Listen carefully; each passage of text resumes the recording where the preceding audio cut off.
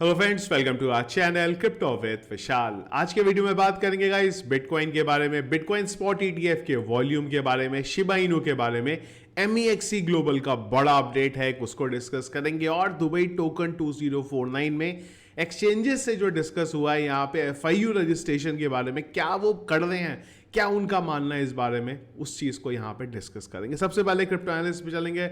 Market cap 2.5% up है। Volume के बारे में बात करेंगे, 20.5% वॉल्यूम अप है। इनफ्लो का कोई डेटा नहीं है। फिर इंडेक्स है ग्रीड 71 में, पिछले एक घंटे के सेंटीमेंट है न्यूट्रल, और हीट मैप मिला जुला यहां पे दिखाई दे रहा है। बीटीसी 0.71% अप, इथेरियम 0.62% डाउन यहां पे चल रहा है। बिटकॉइन की बात करेंगे गाइस, जो भी वीडियो बना रहा हूं मैं, बिटकॉइन का करंट प्राइस है 66,347। लास्ट टाइम जब हम लोगों ने बिटकॉइन को कवर किया था तब हमने बात करी थी कि अगर 59,000 का लेवल हमारा ब्रेक होता है तो हमें क्रैश देखने को मिल सकता है, क्योंकि ग्लोबल लेवल पे कई सारे ऐसे रीजंस हैं। सबसे पहली चीज, प्री हार्विंग क्रैश जो होता है वो हमें देखने को नहीं मिला, तो वहां से हम लोग अभी निकल गए हैं। तो एक जो टेंशन की चीज थी, प्री हार्विंग क्रैश, जो बिटकॉइन की हिस्ट्री में हर बार देखने को मिला है, वो इस बार की हिस्ट्री में देखने को नहीं मिला है हमें। वैसे भी ये जो साइकिल है ये बहुत ज़्यादा अलग है। बिटकॉइन का ऑल टाइम हाई हमेशा बिटकॉइन जो हाविंग की है साइकिल उसके बाद लगता है, लेकिन इस बार वो हाविंग से पहले हो गया। हाविंग से पहले क्रैश देखने को मिलता है, वो भी हमें क्रैश यहाँ पे देखने को नहीं मिला है। तो अगेन 59,000 के ऊपर जब तक है तब तक कोई टेंशन की बात नहीं है, पर अगर ये टूटता है तो ऑल्ट कॉइन्स में, बिटकॉइन में इतना फर्क नहीं पड़ेगा, पर ऑल्ट कॉइन्स का बुरा हाल वहां पे हो सकता है। तो अगर फ्यूचर ट्रेड ले रहे हैं, लेवरेज का, स्टॉप लॉस का यहाँ पे ध्यान रखिएगा। दूसरी चीज इंपॉर्टेंट जो है यहाँ पे वो होने वाली है एफओएमसी की मीटिंग। वो बहुत इंपॉर्टेंट है, इस बार 1 मई को होगी, क्योंकि पॉवेल ने पहले बोला था कि हमें 3 रेट कट देखने को मिलेंगे, पर जो डेटा यूएस से निकल के आ रहा है, हो सकता है वो स्पीच में ये बोल दे कि हम अभी रेट कट नहीं करेंगे, या फिर अगर उन्होंने कुछ इस तरीके से स्टेटमेंट दे दिया कि हम 3 नहीं, इस बार 2 ही रेट कट देखने को मिलेगा या 1 रेट कट देखने को मिलेगा, तो मार्केट में एक पैनिक मूवमेंट यहां पे आपको देखने को मिल सकता है। तो उस बारे में यहां पे ध्यान रखिएगा।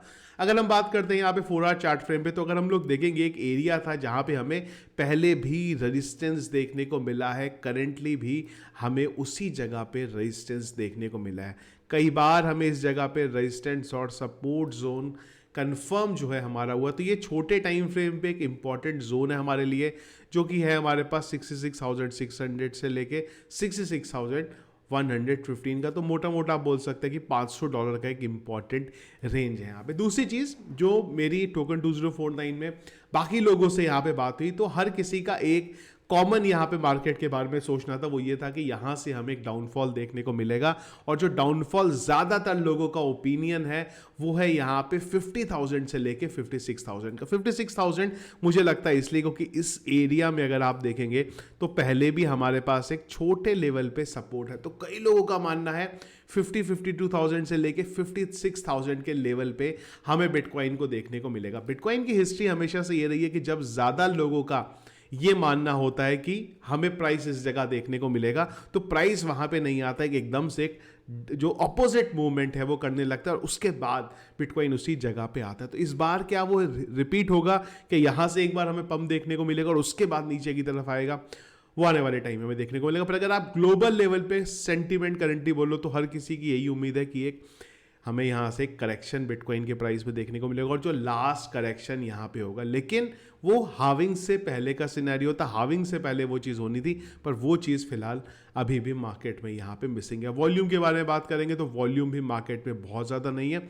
ये जो आने वाला एक हफ्ता है, ये मुझे लगता है काफ़ी इसमें आपको साइडवेज मूवमेंट देखने को मिलेगा, और ये जो एफओएमसी की मीटिंग का रिजल्ट आएगा उसके बाद हमें लगता है एक मूवमेंट देखने को मिलेगा। वो डाउन साइड में होगा, अप साइड में होगा, वो जब ये डेटा निकल के आएगा तभी हमें यहाँ पे पता चलेगा। इसके अलावा एक छोटा सा अपडेट था, वो था कि क्या ग्लोबल लेवल पे चल रहा है, वो एक बार कवर करना जरूरी था। तो 2 एसईसी के जो लॉयर्स हैं उन्होंने यहाँ पे रिजाइन कर दिया है। उसके पीछे का रीजन ये है कि जो फेडरल जज हैं उनका ये मानना है कि जो एसईसी है उसके पास पावर है, तो उसका वो मिसयूज यहाँ पे और गलत स्टेटमेंट देने के लिए करती है क्रिप्टो केस में, जो क्रिप्टो करेंसी के पहले भी कई बार यहाँ पे चीज हुई। यहाँ से एक चीज और क्लियर है कि एसईसी को अब इथीरियम का ईटीएफ भी अप्रूव करना पड़ेगा। हो सकता है वो मई में ना हो, पर बहुत जल्दी वो भी आपको होता हुआ देखने को यहां पे मिलेगा।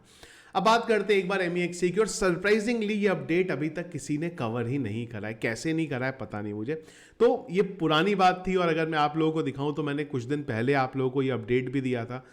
एक बार हम लोग चलते हैं यहाँ पे, कहाँ गया हमारा अपडेट, टेलीग्राम पे मैंने डाला था। तो मैंने आपको ये चीज़ बोली थी 19 तारीख को शाम को, यहाँ पे इंडियन टाइम के अकॉर्डिंग लेट नाइट थी। तो ये रीज़न था बेसिकली, एक सोर्स है MEXC में जहाँ से मुझे ये पता था कि MEXC बहुत जल्दी KYC लेके आ रहा है।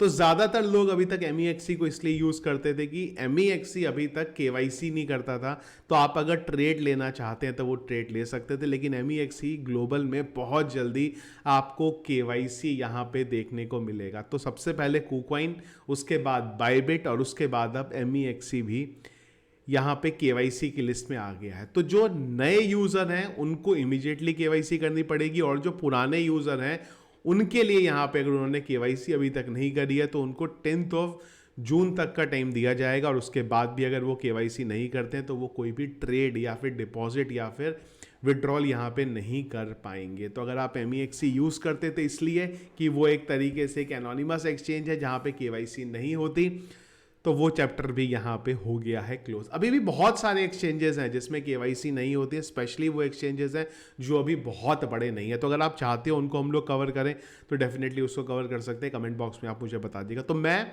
ये चीज़ मैं पहले नहीं बोलता था, पर मैं MEXC ग्लोबल को यहाँ पे यूज़ किया करता था क्योंकि KYC नहीं थी। टैक्स हम दे रहे हैं पर KYC नहीं थी, इसलिए उसको यूज़ करते थे। अब कुछ और एक्सचेंजेस है जहाँ पे मैं शिफ्ट हुआ हूँ, तो अगर आप चाहते हैं तो उसको हम लोग यहाँ पे कवर कर सकते हैं। अगली चीज़ ये है, MEXC ग्लोबल ने KYC क्यों करता है, क्योंकि ये सब FIU में रजिस्ट्रेशन के बारे में बात कर रहे हैं। कुछ एक्सचेंजेस से जो मेरी बात हुई वो अभी भी ना कंफ्यूजिंग के स्टेट में है। यहाँ पे प्रॉब्लम ये है कि अगर आप FIU से रजिस्टर करते हैं तो इसका मतलब ये हो गया अब आपको यूज़र का टैक्स काटना पड़ेगा।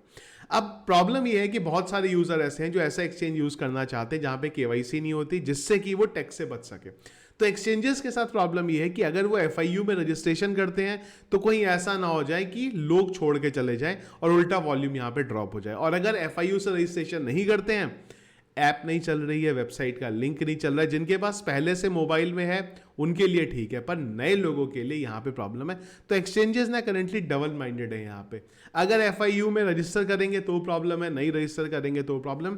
तो वो लोग फिगर आउट कर दें। पर हाँ, जितने एक्सचेंजेस से मेरी बात हुई है जिसमें से मैक्सिमम वो हैं जो FIU ने यहाँ पे जिनको बैन किया है, उन सब का मानना है कि डेफिनेटली इंडिया का मार्केट हम नहीं छोड़ेंगे। हम लोग अपनी तरफ से पूरी कोशिश कर दें। FIU का जो रजिस्ट्रेशन का प्रोसेस है वो हम बहुत नियर हैं करने के। कुछ ने बोला कर दें, कुछ ने बोला नहीं कर दें। कुल मिला के ये है कि अगले 3-4 महीने के अंदर जो एक्सचेंजेस यहाँ से गए हैं वो आपको KYC करते हुए दिखाई देंगे, और वो सारे के सारे आपको FIU में रजिस्टर होते हुए देखने को मिलेंगे, अगर वॉल्यूम का इशू उनके सामने यहाँ पे नहीं आया तो। क्योंकि सबका ये बोलना है कि अगर हम लोग पुराना, अब इसमें एक चीज़ और भी है कि पुराना डेटा के साथ क्या होगा, तो उस चीज़ के बारे में कोई क्लैरिटी यहाँ पे नहीं है कि क्या पुराना डेटा भी हमारा शेयर किया जाएगा नहीं किया जाएगा। लेकिन हाँ, कुछ ने ये ज़रूर बोला है कि कुछ ऐसे क्लॉज हैं जो अगर हम फुलफिल नहीं करेंगे तो उसके लिए हमें फ़ाइन देना पड़ेगा, और फाइन देने को हम लोग तैयार हैं। हमें कोई भी इस बारे में प्रॉब्लम नहीं है। तो क्या होगा क्या नहीं होगा ये अगले 2-3 महीने में हमें क्लियर हो जाएगा। लेकिन ज़्यादातर एक्सचेंजेस आपको वापस आते हुए बहुत जल्दी देखने को मिल जाएंगे। इसके अलावा बात करते हैं एक बार शिबा इनू की। जब देखिए शिबेरियम की भी हाइप बनी थी तब भी हमने यही बात करी थी कि ब्लॉकचेन लाना कोई बड़ी बात नहीं है, टोकन लाना कोई बड़ी बात नहीं है, इंपॉर्टेंट है आप उसको कैसे यूज करते हैं। तो बहुत लोगों ने मुझे कमेंट करा रहे ऐसा नहीं होता, ब्लॉकचेन आना बहुत बड़ी बात होती है। दिक्कत है कि लोगों को चीज़ें पता नहीं है।